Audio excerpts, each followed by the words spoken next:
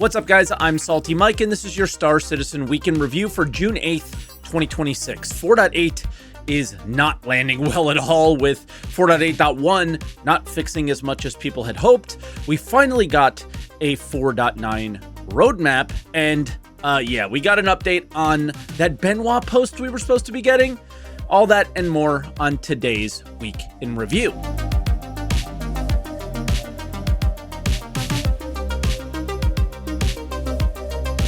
And as always, if this is your first Week in Review, this is where I take all of the official Star Citizen news each week, put it into one video, and share some of my opinions about it. I also live stream on Twitch, twitch.tv/SaltEMike. Stop by and say hi if you haven't yet.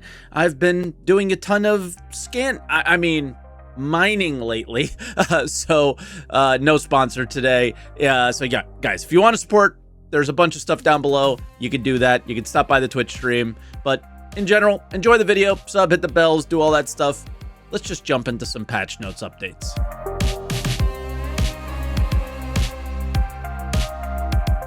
All right, and for the patches, we start out on Monday, which was about fixing accounts. So they did some work behind the scenes to try to fix people that could not log into the launcher even. There was like tons of weird errors that were going on. And this is just a post from Niku confirming that players who previously complained about these issues, I know there are many more that are still happening now, and to see if they still had it. And thus far, I'm aware that nearly all of these issues have been resolved. These specific ones, yet again, leave a comment down below if you still have issues like logging into the launcher or whatever.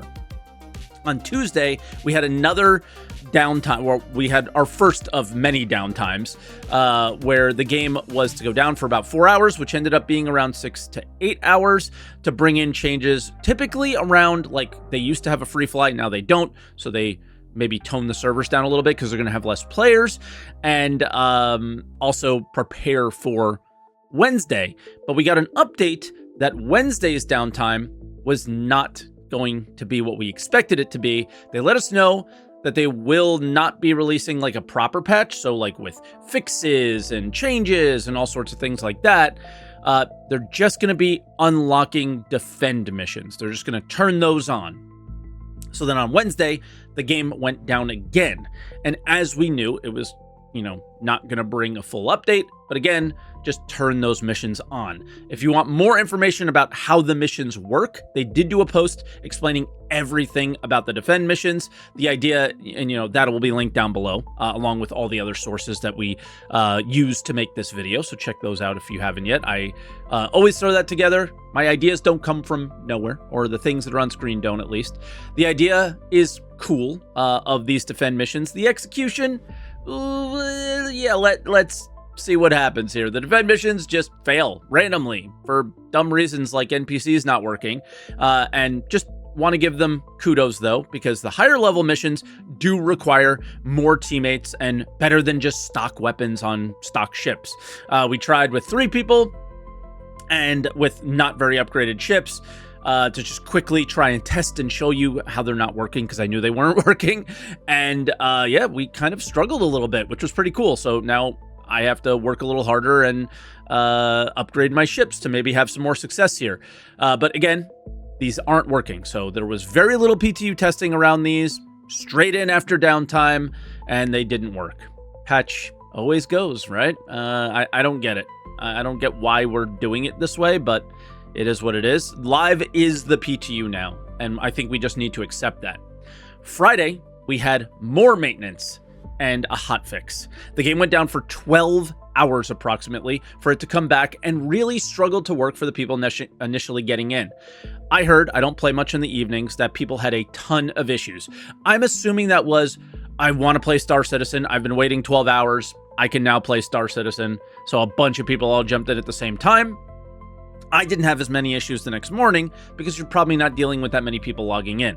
For the hotfix itself, they dropped a bomb. They decided, and I have to assume they have not solved exploits enough, that they're going to limit how much players can transfer in terms of alpha UEC.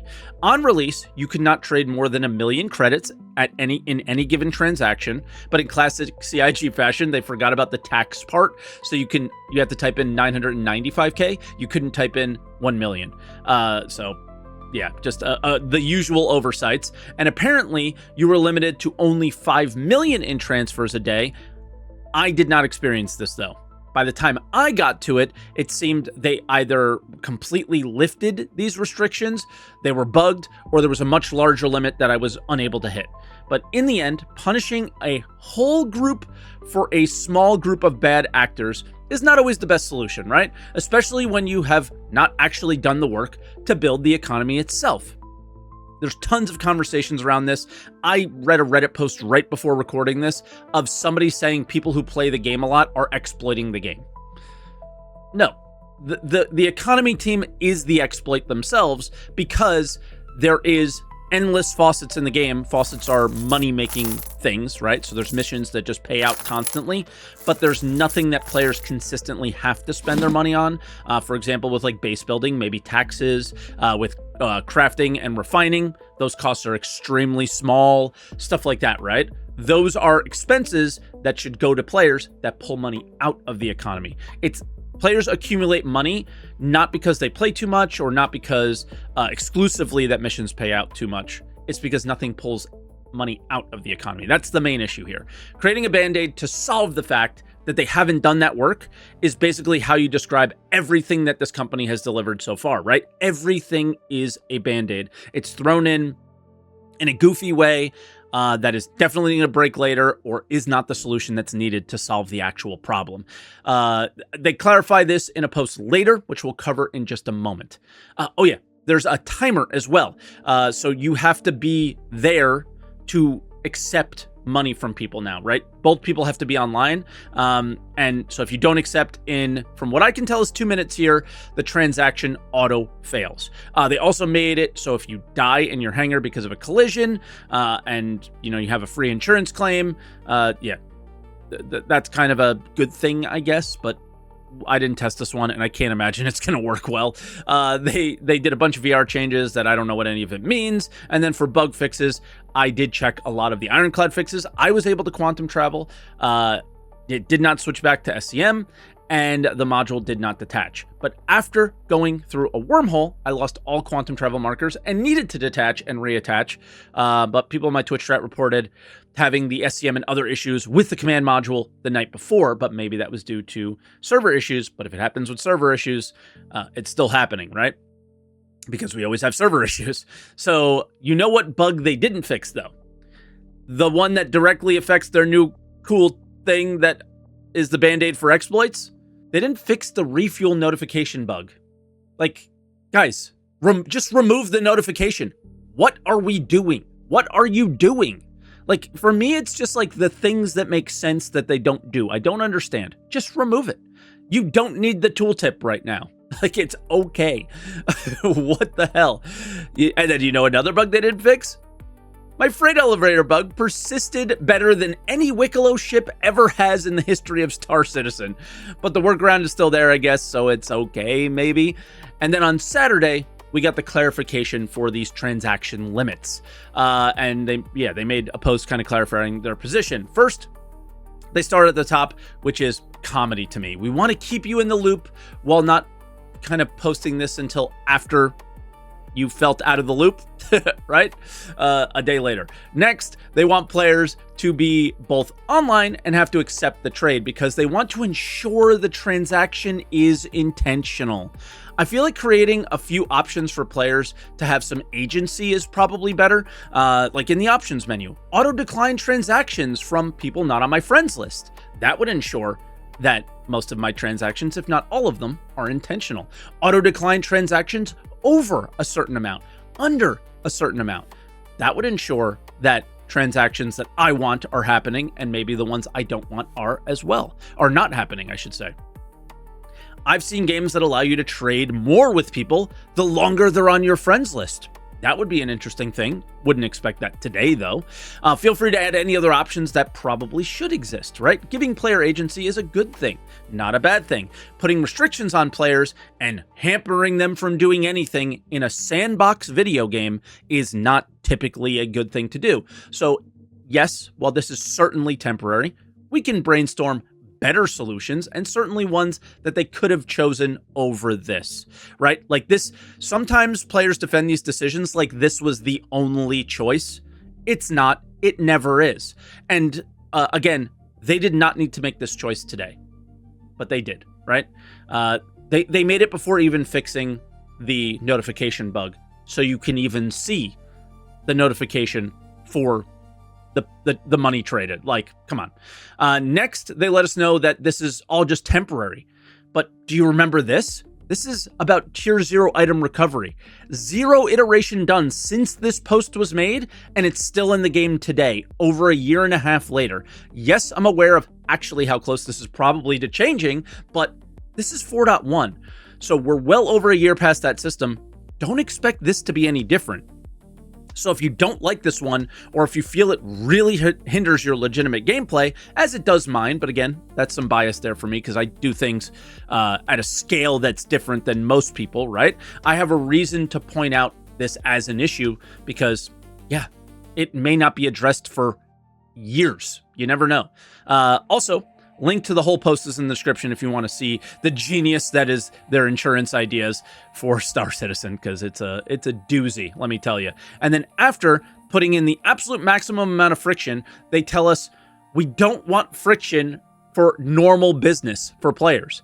Guys, they have not developed what our normal business would even be, as I mentioned earlier in the video. That's kind of the issue here. And lastly, we should expect them to basically make changes a lot on this. But I'm sorry, I'm not able to be patient as they're asking us to be in this post for something like a trade window from a company with $1 billion and 1,000 employees. Do the right thing. I have to say it every week now. Make the game and stop band-aiding things because you haven't made the game yet. This is like a literal never-ending feedback loop of problems because you don't just focus on doing the right things, the things that the game actually needs. And yeah, that was our patches this week. Let's move into the roadmap update where we get some 4.9 news.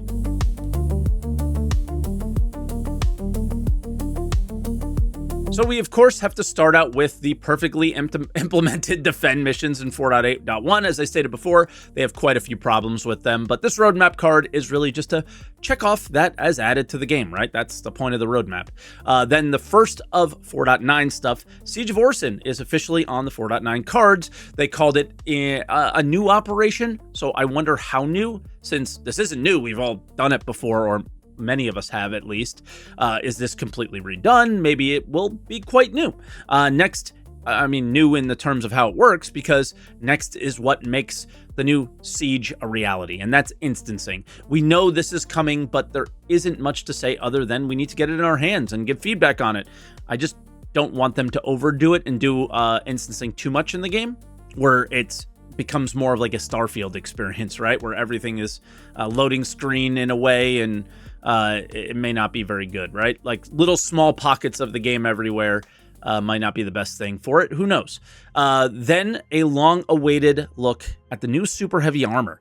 We got 2 images for it, both front and back. It's so much smaller than I was expecting it to be. I was expecting something more like the Atlas, not a fatter fat suit. It really comes down to how fun this type of armor is to use, though, so we'll see. And then we got a look at the HMG, the heavy machine gun, which is the first gun that this heavy suit will use. Again, it really comes down to feel and not look for something like this, so looking forward to it. Again, if you guys don't know what the deal is with this, you're not able to heal in this armor. That's why you get this super heavy gun, super heavy armor, and you're probably gonna have a ton of damage mitigation, but you're not able to heal yourself. Somebody else has to heal you. That's kind of the unique thing about the heavy armor, if you don't know the details about it. The opposite of this is next, combat clothing. And to me, I'm not a fan. I respect if you do, it's totally fine, especially because it's the future, so maybe this is possible. Certain materials could be made. But to me, it feels like we're losing the plot a little bit and like becoming like Fortnite or something, or like Call of Duty where random skins and the battlefield is just going to look goofy, with like Darth Vader on it or something, right? For smaller stuff, they're adding a new ship, the Clipper for Wicklow, and Recco Battaglia is getting a refresh with some missions and kind of looks like an updated location as well. And with that, that's our roadmap update. I am sure we'll see more added to 4.9 in the future because of some of the things that we see in the monthly report. So let's talk about that.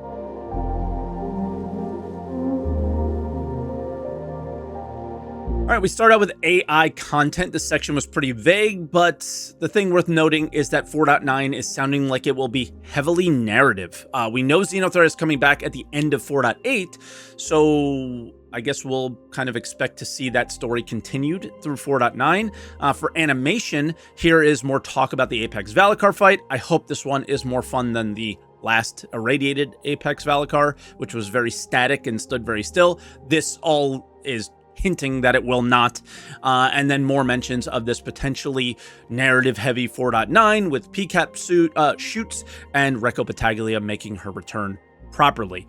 For ship art, we got to start out with news for the ship we'll likely see very soon, the Gattac Raylan. It will be in-game in Alien Week, which I think is next week, and then more talk about other ships in the distant future, with the Liberator actually getting dev time. That's a pretty big surprise for me, at least. And then this year's IAE feature, this year's The Galaxy is getting a mention, so that needs to get finished up pretty soon. And lastly, the Kraken gets a mention again as well, but as we know, this is a 2027 ship, specifically Drake DefenseCon 2027, so it doesn't matter as much right now. For weapon art, this one's quick, but they mention a new caliber weapon. You think this is just the HMG or something else? Leave a comment down below. Let me know what you guys think, because they've mentioned lever action, things like that in the past. Economy. Well, as we saw with the patch, these guys are really on top of things. They wrote a whole bunch of stuff here, but most of it was just NPC pricing and how they want to be better at some point. But it doesn't appear like that they might be implementing pricing, or it does appear, excuse me, that they might be implementing pricing for item quality resources here in the future, so you will be able to sell those directly to NPCs potentially. Graphics and VFX, hard to ignore this. Genesis is said to be in the closeout phase and moving on to polish. This is a big deal for the future of planets and maybe even mining. Fingers crossed for less scanning maybe. And we know Nyx is on the horizons, because they said that at a Bar Citizen or something, that it's 4.10, Nyx Planets, or Nyx 1 at least. Mission design, and mission design is our last one, which is kind of funny because the core gameplay section, I don't know if you noticed, it was not in the report at all. Like, it just wasn't there, which is so fitting. They are mentioning redoing an existing event. My first thought was Jump Town, but I think Xenothreat is probably more like it, given the Xenothreat news that's coming around. And that was our monthly report, just completely lacking core gameplay, which sounds very Star Citizen. And with that, let's move on to other updates.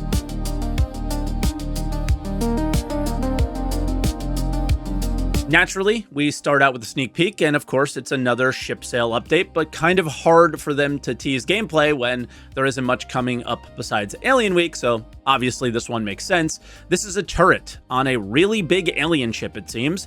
You got to assume this is the Raylan, right? What do you guys think it is? It's got to be, right?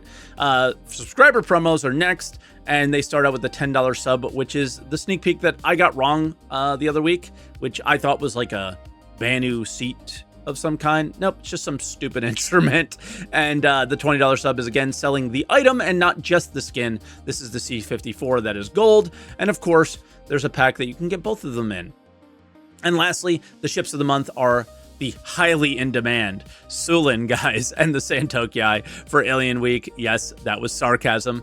And the last thing we're going to talk about is the Benoit post. We finally got an update. It was a small one, but Jared a few months ago, I think it was as far back as a few months ago on an SCL, offered up Ben to explain why we have a ton of issues with things like desync in a big Spectrum post.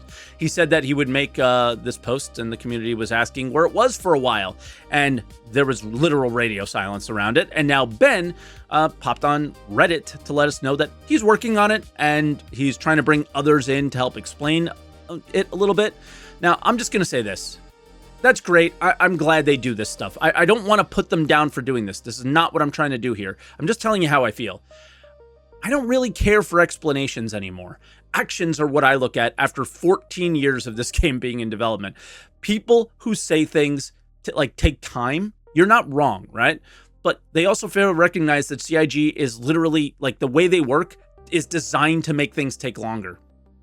So sure, I'll read this when it comes out with my eyes glossed over, but in the end, it only matters when it's in the game and it works. Words on a forum are meaningless, as we could tell by the results of this game after all of this time, right? And yeah, there was other things that aren't so official, so I'll probably leave the link in the description. I'll have to grab it up, but some dude, like, just drama stuff where some dude got banned and like for exploiting, and then they unbanned him, and it was just so ridiculous after the posts that we're getting about solving issues with exploits. Very crazy. Also, no Squadron 42 news as of the recording of this video that a lot of people were expecting at Summer Games Fest. So yeah, what a week. I hope you guys enjoyed the video though. So leave a like, a comment, subscribe if you guys are really enjoying them. And again, if you want to support the channel, there's all sorts of ways to do it down in the description. And yeah, thanks for watching, guys, and I'll catch you all next week.